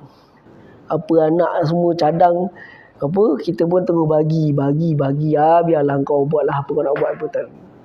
Sampai kita dah tua pun, dia dah besar, apa benda dia bagi cadangan-cadangan dia kepada kita. Janganlah kita senang-senang terima sesuatu cadangan. Bukan daripada anak-anak saja, tapi mak ayah ni akan termakan cadangan anak-anak, disebabkan itulah anak-anak dia. So akan cepat termakan. Kalau cadangan tu datang daripada kawan dia, mungkin dia boleh fikir lagi. Tapi ni datang daripada anak-anak. Sebarang cadangan datang daripada anak-anak adalah perlu diperbincangkan dahulu. Kata-kata, kenapa kakak rasa nak bawa handphone tu pergi? Apa yang kakak rasa nak buat benda tu? Sebab dapat tengok handphone ni lah, tak melayan orang, tak tengok orang kiri kanan, dapat layan handphone ni lah. Itu maksud dia. Katakan benda tu tak baik, kita jumpa rumah nenek, patut layan nenek bercakap apa, berjumpa nenek, bukan kau tengok handphone ni kerja kau. So patahkan sekali cadangan yang tak baik yang datang daripada dia melalui, jangan senang terima sangat, tapi perbincangkan cadangan tersebut. Kalau kita dah tua nanti, anak datang pun, apa kata yang masuk skim ni, ini memang dapat ni duit. Sebab kalau tak dia fikir, biar aku cuba pada bapak aku dulu, sebab bapak aku banyak duit. Bapak terjerat hutang, bapak kena sama dengan anak, apa semua disebabkan benda-benda macam inilah. So apa-apa benda semenjak daripada kecil lagi kita latih mereka, sebarang cadangan yang mereka cuba utarakan, jangan senang kita terima, tapi kita ajak berbincang kepada mereka tentang cadangan tersebut. Apa-apa yang mereka cuba cadangkan, jangan terus terima, tapi kita cuba perbincangkan perkara. Kemudian masalahnya sekarang ni, dia cakap, bawa dia main dengan kami betul-betul akan jaga dia. Jadi dia cuba yakinkan bapak dia. Kemudian dia pun kata, qala inni la yuhzununi an tazhabu bihi wa akhafu an ya'kulahu adh-dhi'bu wa antum anhu ghafilun. Sekarang bapak dia cuba berbincangkan cadangan mereka dengan mengatakan, qala Yaqub pun berkata, inni la yahzununi, aku ni rasa sedih, antazhabu bihi, engkau bawa dia pergi keluar, wa akhafu an ya'kulahu zibu, aku takut dia akan dimakan oleh serigala. Wa antum anhu ghafilun, dalam keadaan kau orang semua leka, lalai, tak perasan. Mereka tak perasan. Jadi bapak dia cuba mematahkan cadangan anak-anak dia. Sebab bapak dia tahu ini semua sebahagian tafsir konspirasi. Sebahagian tafsir mengatakan Nabi Allah Yaqub dah tahu tentang rancangan diorang tu. Sebab dia Nabi dapat wahyu. Nabi-Nabi ni mendapat perkhabaran masa hadapan melalui wahyu. Seperti Nabi Muhammad SAW dan juga Nabi-Nabi yang terdahulu. Begitulah. Contohnya siapa? Nabi Allah Nuh. Dia diberitakan akan berlaku banjir yang besar. Kalau Allah tak beritahu, ada dia buat kapal. Sebab Allah kata, wasna'il fulka bi'ayunina wa wahyina. Buatlah engkau kapal tersebut dengan bi'ayunina. Jangan terjemah dengan mata kami, bukan. Maksudnya Arab menggunakan perkataan mata untuk menunjukkan pengawasan. Dengan pengawasan kami dan dengan wahyu daripada kami. Kau buatlah sebab dia datang daripada wahyu.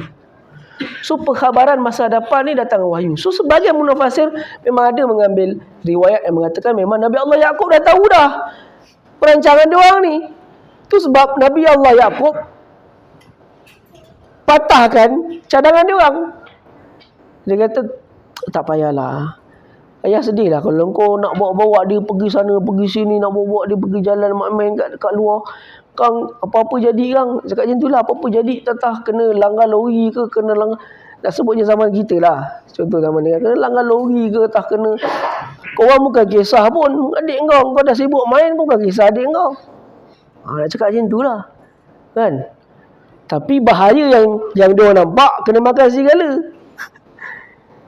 Sebab saya baca dalam beberapa tafsir, sebab apa dia takut benda tu, sebab di zaman tu memang banyaknya berlaku kes-kes anak dimakan serigala. Kena ambil dengan serigala.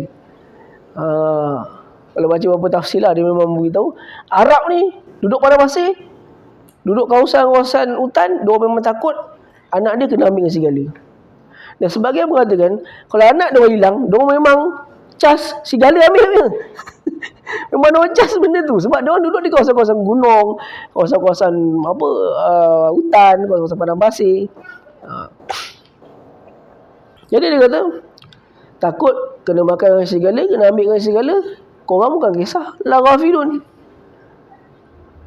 Tu yang Nabi Allah Yaqub Itu yang saya kata tadi. Apa-apa cadangan daripada anak-anak ni jangan senang-senang diterima. Sekejap.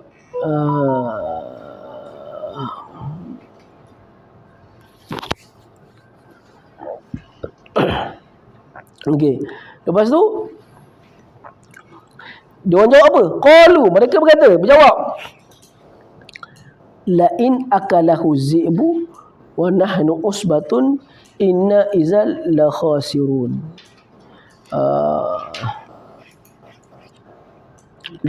Mereka berkata la in akalahu zi'bu wa nahnu usbatun. Sekarang ni dia kata, ya, takkanlah kena makan serigala. Kita orang ni ramai kot. Dia nak katanya. Ataupun kalau Tahir Watani tersebut, tadi dia sebut nahnu usbatun kan? Usbatun kan? Dia kata kepada bapak dia, kami ni usbatun, dipinggirkan.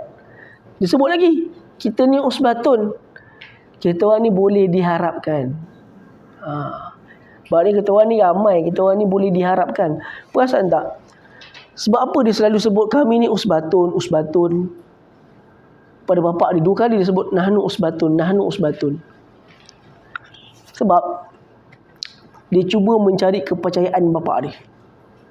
Dia orang disebut dalam pada dia tengok bapak dia ni melebihkan Nabi Yusuf. Dia nak ambil perhatian ayah dia dan dia cuba mencari perhatian ayah. Dia cuba mencari kepercayaan ayahnya. Itu sebab dia yakin dengan bapak dia. Dia kata wa inna lahu lahafizun. Dia guna perkataan hafizun. Kalau ada alif tu maksud kami betul-betul jaga. Bermakna dia nak dapat kepercayaan bapak dia. Kata macam mana pula dia nak kena makan dengan serigala? Kita orang ni ramai. Kalau kita orang ni ramai, bermakna wa inna izalla khasirun. Kami ni mestilah orang-orang yang rugi. Dia sebut rugi, tapi bukan kita tak terjemahkan rugi tu. Betul, dari sudut bahasa Arab memang khasirun tu rugi. Tapi nak cakap macam ni, kalaulah kami ni ramai, kami ni semua ramai, semua boleh diharap. Kami ni semua boleh diharap. Takkanlah Yusuf yang seorang tu nak jaganya, sedangkan kami ni ramai. Kalau kita orang tak jaga, teruklah kita orang ni nak cakap macam tu. Kami ni teruklah, sebab kita orang ramai-ramai nak jaga seorang tu. Takkanlah kena makan serigala. Dia cuba menanamkan kepercayaan kepada bapak dia. So apa yang kita boleh tadabbur daripada ayat tu adalah dalam anak-anak kita ni, dalam pada ada yang jenis tak boleh harap, ada yang jenis tak boleh percaya ni. Ada yang tak boleh harap. Tapi kenalah seorang ibu dan ayah ni menanamkan satu perkara yang mana dia kena percaya bahawa anak-anak dia tetap ada waktu dia boleh berubah. Jadi berikanlah sedikit kepercayaan kepada anak-anaknya di dalam menangani satu perkara ataupun membuat satu perkara. Cuba tanamkan suatu kepercayaan sedikit kepada mereka, cuba. Berbanding kita tak percaya langsung selama-lamanya kepada mereka. Tapi cubalah memberikan sedikit kepercayaan. Kenapa? Apabila Nabi Allah Yaqub cuba memberikan kepercayaan tersebut kepada mereka, kan, Nabi Allah bagi juga. Nabi bukan tak tahu, tapi Nabi bagi juga kebenaran dia bagi. Bukan Nabi tak tahu, Nabi dah tahu dah. Wahyu dah kata dah, ini semua dah nak buat perancangan jahat. Tapi nak cakapnya, nak dijadikan takdir Allah tu, Allah nak ceritakan takdiran dia kepada orang yang soleh tu bagaimana. Sebab lepas ni kita akan pergi lebih jauh. Nabi Allah akan dibawa ke tempat yang lebih jauh, dah akan berlaku satu kehidupan baru dia kat sana dan sebagainya. Nak cakapnya takdir yang cantik Allah aturkan untuk Nabi Allah Yusuf ni. Walaupun dia cuba dibuang oleh abang-abang dia. Ini semua bermaksud dari sudut ketika waktu di Mekah tau. Sebab ayat itu di Mekah. Nabi ni walaupun dia dibuang oleh bapa saudara dia sendiri, tu darah daging sendiri pun buang dia. So Allah nak ceritanya, kau janganlah risau. Ini kisah Nabi, aku nak ceritakan ini, adik-beradik dia pun nak buang dia. So kalau setakat pak saudara kau tu semua nak buang kau, tak ada apa. Kau tengoklah apakah pengakhiran bagi orang yang bersabar, bagi orang yang baik, apa pengakhiran dia. So Allah cerita kisah Nabi Yusuf. Walaupun dia dibuang oleh abang-abang dia, so Allah cakap pada Nabi Muhammad, walaupun kau dibuang oleh pak saudara kau sendiri, darah kau sendiri, kau bersabarlah. Kau tengok pengakhiran yang baik kepada engkau. seandainya kau orang-orang yang bersabar. So kisah ni semua ada relate dengan Nabi. Allah cerita ni bukan kisah rekaan. Kalau kisah ni rekaan, semua kisah para Nabi ni takkan ada dalam Bible. Kalau kita kata kisah Nabi Musa ada dalam Bible, bermakna riwayat tu datang secara beratus tahun. Kalau tak ada langsung, tak ada. Bermakna benda tu memang ada. Kalau tak ada kan lah. Dalam Taurat ada cerita kisah Nabi Musa, dalam Bible ada cerita kisah Nabi Musa, Moses. Dalam Quran pun pelengkap kepada kisah Allah, Nabi Allah Musa. Semua kisah para Nabi, semuanya bukannya rekaan, tapi benda-benda yang betul terjadi. Kalau dia rekaan, tak adalah dia boleh berada pada ketiga kitab samawi. Wa inna izal la khasirun. Kisah seterusnya bersambung, to be continue, kata-kata. Dia macam cerita juga, tengah peak ni dah nak popcorn dah nak habis ni, tiba-tiba ting, to be continued. Apa? Kena cerita tu letak nombor 2 tepi. Yang kedua punya. So tunggulah. So apa yang kita boleh dapat daripada kisah-kisah Nabi Allah Yusuf ni? Pertama, kita mengubah sikap kita sebagai ibu bapa dan juga anak-anak. Dia dua pihak. Bapa mengubah tingkah laku, anak-anak mengubah tingkah laku juga. Dari sudut bukan bapa, ibu dan bapa, parents. So dari sudut apa? Banyak kita boleh belajar daripada surah ni. Itu sebab Allah kata, siapa yang nak mencari petunjuk, kisah ini adalah kepada orang yang ingin mencari petunjuk. Ayatul lisailin. Kita boleh nampak dalam bab ni tentang, pertama, kita mengubah sikap kita dalam memilih kasih kepada anak-anak sekiranya berlaku. Dalam pendidikan kita, dalam mendidik anak-anak, berlaku memilih kasih anak seorang dilebihkan. Yang mana kesan dia boleh membuat perkara yang di luar akal kita. Dan seterusnya, di sudut anak-anak pula, anak-anak, benda yang pertamanya, janganlah dia cuba membohong ibu dan ayahnya. Janganlah membohongkan ibu dan ayah dia dengan suatu pembohongan yang boleh bagi kepada ibu dan ayahnya. Janganlah dia cuba membuat perkara tersebut. Untuk anak-anak yang dengar ni, seandainya dia ada lagi penjaga-penjaga, walaupun bukan ibu dan ayah dia, tapi orang tu menjaga makan dan minum kita, menjaga kehidupan kita, dia bagaikan ibu dan ayah kita, maka dia selayaknya dilayan seperti ayah dan ibu kita yang sebenar. Seandainya walaupun dia bukan darah daging kita, walaupun dia bukan orang yang melahirkan kita, tapi bila dia menjaga kita, dia menjaga kehidupan kita, dia ditugaskan menjaga segala segi kehidupan kita, maka dia juga selayaknya mendapat layanan yang sama kita berikan kepada ibu dan ayah. So jangan berbohong kepada dia. Jangan membuat perangai yang menyusahkannya dan perkara yang tak elok dan menyusahkan diri dia. Seperti mana kita tak nak ibu dan ayah kita disusahkan, begitu juga kita jangan menyusahkan orang yang jaga kita. Itu di sudut anak-anak. Maka di sudut ibu ayah juga seperti yang telah kita pelajari daripada kisah Yusuf tadi, memberikan sedikit kepercayaan kepada anak-anak. Kemudian apa lagi tadi? Janganlah terus percaya kepada apa-apa cadangan saranan daripada anak-anak. Dengan darah daging kita sendiri percaya, tapi berilah ruang untuk kita sama-sama menilai setiap cadangan dan juga saranan yang diberikan kepada kita. Dan juga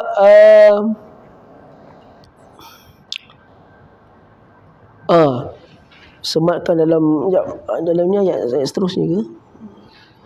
Waradawat zilah wa fi baitiha nafsi wa qala pada mazhabu bi ajma'u ya ja'alu fi ghaibatil jubi wa uhina ilaihi nabiyakum bi amrihim hadza wa hum yashudun ja'u abahum aisha naki. Okey. Sampai situ kot. Okey. Jadi kita harapkan, dan juga Alimun Hakim tadi dalam ayat tu. Antara dalam tadabbur kepada ayat-ayat Allah ni, Alimun Hakim, kita banyak jumpa dalam ayat-ayat Quran. Allah akan akhiri sesuatu benda, lepas dia nak nyatakan satu benda, dia akhiri dengan nama-nama dia. Alimun, Hakimun, Rahimun. Itu apa tujuan? Itu dipanggil sebagai at-tazyil. Tazyil ni dia pengakhiran suatu sifat Allah, nama Allah, ayat yang diakhiri dengan nama Allah untuk menunjukkan hubung kait dengan cerita sebelum. Itu dipanggil sebagai tazyil dalam tafsir. Tazyil tu maksud dia ekoran. Biasa kan kita jumpa Allah cerita-cerita tiba-tiba dia sebut sesungguhnya Allah ini maha mengetahui lagi maha bijaksana. Dia akan kata itu sebagai tazyil dia panggil. Apa tadabbur terhadap ayat-ayat tersebut? Ayat-ayat tazyil ni, tazyil ni nama-nama Allah, akhirnya nama-nama Allah, tapi nama-nama Allah tu bukan saja sebut, disebabkan dia ada kaitan dengan ayat sebelum. Dia ada kaitan. Dia bukan main pilih je nama-nama Allah yang mana-mana, tak. Sebab ada macam tadi, innahu alimun hakim. Allah sebut perkataan tu selepas dia cerita pasal apa?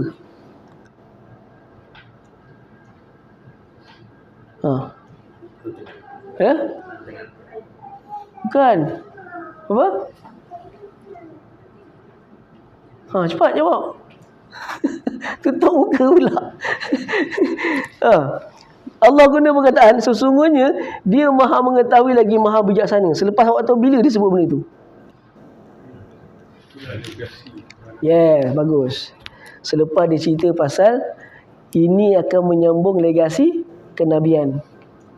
Sebab dia nak sebut Allah lagi maha mengetahui siapakah orang yang layak dilantik menjadi Nabi dan Rasul. Siapakah orang yang dekat dengan dia, siapakah orang yang soleh. Jadi tadabbur pada ayat tazyil macam ni adalah antara pendidikan yang perlu kita terapkan kepada anak-anak adalah memahamkan kepada mereka tentang nama-nama Allah. Ketika kita beritahu kepada dia apakah dia Rahim, apakah dia Rahman, apakah dia Alim, apakah dia Hakim, semua nama-nama Allah yang disebut dalam Quran kena sebut. Sebab apa tujuan dia? Kita akan nampak tujuan ni bila cerita Nabi Allah Yusuf pada kisah seterusnya kita akan nampak. Supaya anak-anak kita tidak cepat putus asa, putus harapan bila dikenakan apa-apa musibah kepada diri dia. Bila dia diterima apa-apa musibah, dia dah belajar dah sebab bapak aku dah ajar. Allah ni tak akan biarkan aku ni dalam keadaan musibah menangis seorang-seorang, tak ada. Kerana Allah akan membela aku dan tak rugi menjadi orang yang soleh. Itu akan disebut. Ayat seterusnya akan sebut pengakhiran yang baik bagi orang-orang yang soleh. So seandainya anak-anak faham apa dia Rahman, apa dia Rahim, so dia tak akan rasa kecewa bila dia ditimpa apa masalah. Sebab apa? Bapa aku dah ajar tentang nama-nama Allah. So aku tak akan cepat putus asa dengan rahmat Allah. Sebab aku dah tahu Allah tak akan membiarkan aku macam gini. Seperti mana Allah tak akan membiarkan para Nabi dan Rasul terdahulu. Allah akan bela mereka. Kita belajar surah Rahman kan hari itu. Allah kata apa? Doa-doa ni apa?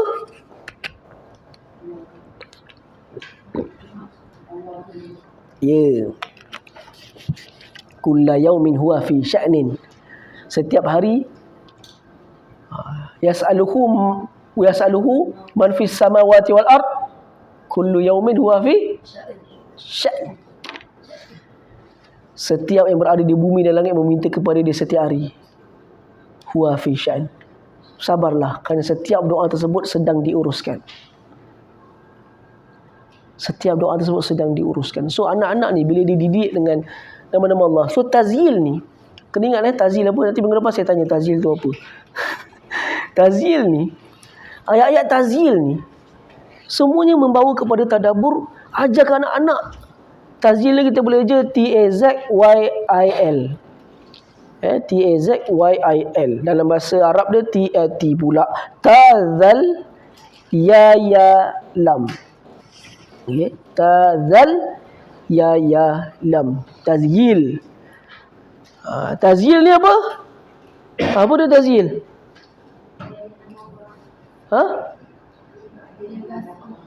Bukan legasi. Ayat yang diakhiri dengan nama-nama Allah disebabkan ada kaitan dengan ayat sebelum. Ayat-ayat tazil ni para ulama memang tadabbur macam tu. Ajarkan anak-anak tentang nama-nama Allah ni, supaya mereka tidak akan rasa putus asa dengan rahmat Allah ketika mereka ditimpa musibah. So bila diorang ditimpa musibah, kata bapa aku dah ajar dah, Allah ni maha pemurah lagi maha mengasihani, Allah ni maha menjawab segala doa-doa. Bapa aku dah ajar dah dulu, so aku tak akan rasa kecewa. Doa aku ni kalau lambat lagi nak dijawab, aku tak akan kecewa sebab bapa aku ajar dulu, Allah ni maha mengabulkan doa-doa. Itu pendidikan yang betul melalui tazkil tadi. So tazkil ni bukan saja-saja. Tazkil ni bersebab. Betul tak? Nampak tak pattern tazkil dalam ayat Al-Quran? Mesti ada tazkil. Lepas dia dah cerita, dia akan sebut, sesungguhnya Allah ini sekian-sekian, Allah ni sekian-sekian. Tu semua nak beritahu kepada kita, kau kena explore makna dia apa, supaya kau faham Allah ni bagaimana. Bila kau explore nama-nama dia 99 tu, kau explore nama-nama dia, kau akan tahu bagaimana Allah tu, seperti mana yang Allah sifatkan dalam Quran. Jadi setakat itu saja kita boleh kongsi bersama. Dan apa yang kita harapkan, kita dapat mencontohi isyarat para Nabi Allah dan Rasul, para Anbiya, para Rasul di dalam kisah mereka. Dan seperti biasalah, takkan lengkap kuliah kita tanpa interaksi daripada para pendengar. Okey. Bismillah, Fairuz, mula daripada Fairuz lah.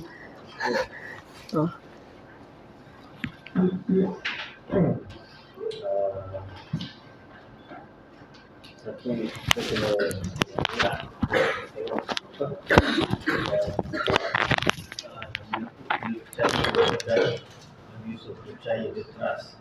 Dan bila cerita pasal mimpi dia percaya sebab mungkin satu sebab dia pun Nabi. So dia balik cerita tu, oh ini tanda-tanda kenabian. Dia cinta dengan anak tu, dia percaya. So dia tak trust nak bagi apa, nak bagi responsibility. Yes, betul. Saya setuju buat tu, Fairuz. Mana kadang-kadang anak dia cerita, kita tak percaya dengan dia. Betul yang Fairuz sebut tu. Yelah, anak-anak kalau cerita kita ni, kan, kita pun tak boleh percaya sangat, kan.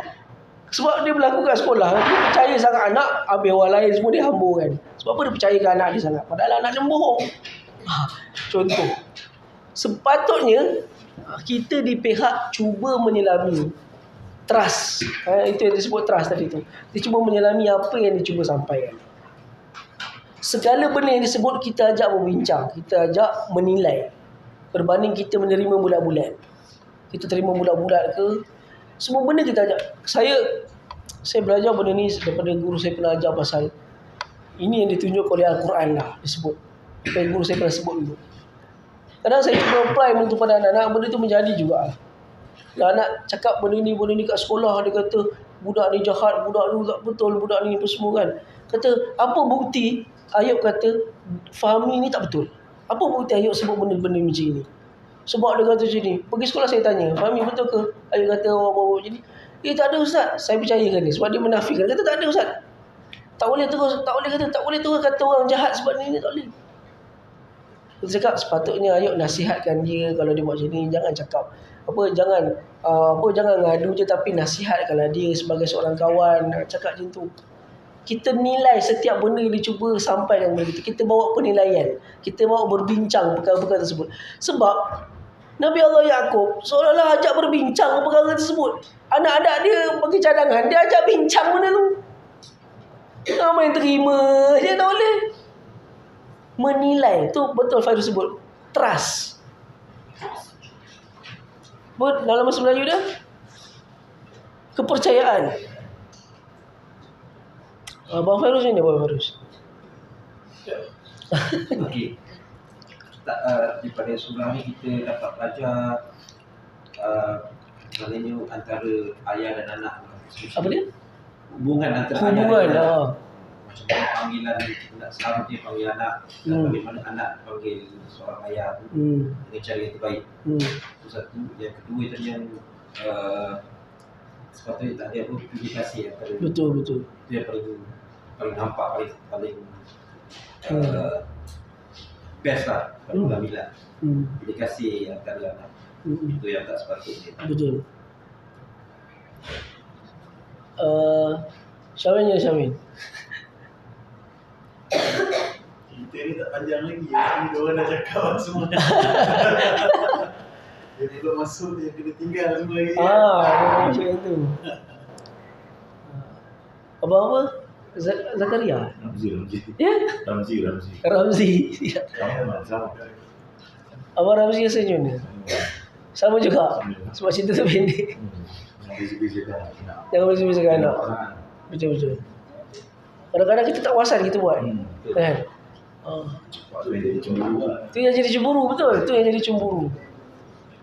Abang apa? Namanya? Azhar. Abang Azhar rasa macam mana?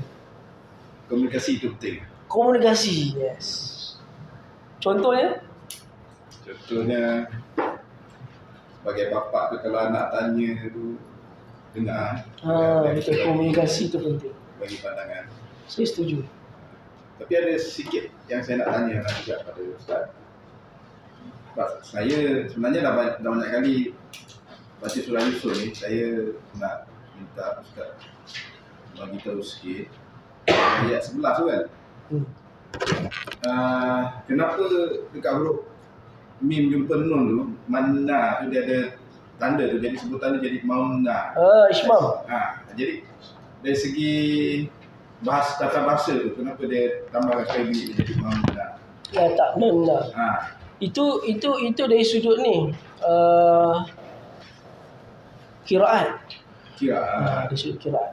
Dia bukan dari sudut. Satu qiraat ni, qiraat yang berbeza antara qiraat yang lain, salah satunya disebabkan perbezaan nahwu. Jadi yang ni memang hasilnya qiraat lah. Ya. Ini dia, anak saya tanya, saya tak boleh jawab. Ini Ustaz nak jawab. Ini dari sudut qiraat lah.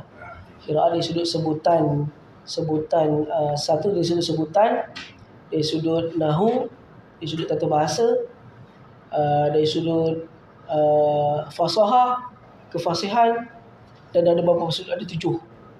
Sebab Allah kata dan salah satu sebut innamal Quran yunzalu bi sab'ati ahruf.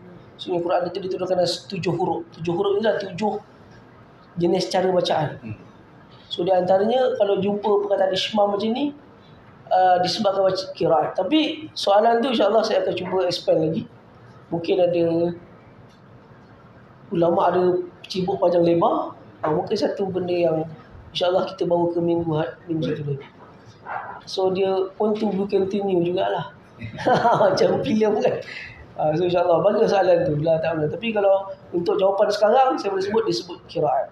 Tapi kalau antara sebab, saya kena cek kitab ni. Kalau katanya sebab, jadi saya jawab anak saya yang ni. ni. Tapi yang insya-Allah saya cek kitab dulu. Sebab dia mesti ada sebab ni. Tapi kan, ini saya kongsikan tuan-tuan lah. Kadang-kadang ada beberapa orang ustaz saya tengok Facebook, dia orang membincangkan satu tadabbur ayat berdasarkan tulisan huruf. Saya agak tak setuju lah dengan pandangan macam itu. Sebab hasil contoh dia buat sini. Kenapa huruf perkataan ni ada huruf alif, tapi huruf perkataan pada perkataan lain huruf ni tak ada alif? Kerana huruf alif itu tegak bagaikan suatu prinsip, dia kata. Saya tak boleh terima. Sebab huruf alif itu sendiri pun bukan secara datang daripada Nabi. Kan? Jadi sebenarnya saya dah tengok ni passion beberapa ustaz dah perlu buat benda ni.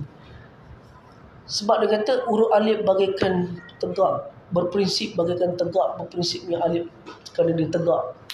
Ba kerana dia membuka, kerana dia cuba membuka peluang seperti. Dia bawa benda-benda macam itu. Dan hasil pembacaan dan pengajian saya tak pernah jumpa lagi ada yang buat benda ni lah ulama sekarang. Contemporary. Dia bukan ulama dulu buat. Ni sekarang dia mula buat benda ni. Dia mentadabbur berdasarkan bentuk huruf tu. Saya kurang setuju lah. Sebenarnya saya punya pandangan lah. Ini pandangan peribadi saya.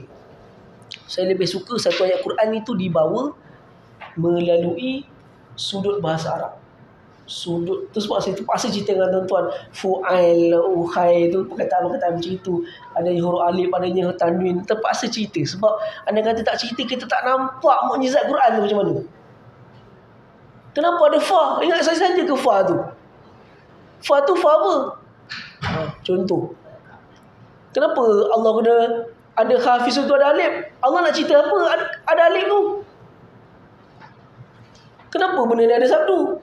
Yang sabdu tu saya saja. Ada sebab sabdu tu dia letak kat situ. Semua tu ada sebab. Saya lebih suka pembawakan macam itu. Sebab ini adalah pembawakan yang dipelopori oleh Syekh Almarhum Dr. Farid Al-Ansari Al-Maghribi, daripada Maghribi. Tempat saya belajar dulu lah. Dr. Farid Al-Ansari Almarhum, dia banyak membawa benda-benda macam itu. Dia kata kalau kau buka majlis Al-Quran di tempat kau, sebab dia karang banyak kitab dia adalah pedoman kepada orang yang buat majlis Quran. Maksudnya ustaz yang mengajar tu. Dia mengajar, ustaz yang mengajar tu. Dia buat satu kitab. Kata kalau kau buat majlis Quran, kau janganlah cerita benda-benda mistik yang di luar daripada perbahasan para ulama untuk menanggapi ayat-ayat. Tapi kau bawalah dari sudut bagaimana ayat itu difahami dari sudut bahasa ni, dari sudut latar belakang sejarah ni. Kau bawa dari sudut tu. Itu sebab bila saya baca buku-buku dia, saya jadi bersemangat tau. Saya dulu agak kurang lah dalam tafsir dengan tadabbur ni, saya kurang. Sebab saya lebih suka hadis dulu. Saya baca banyak hadis, kita kata hadis, kita rijal, kita sanad. Apa semua baca-baca yang tu je banyak. Baca kita hadis je.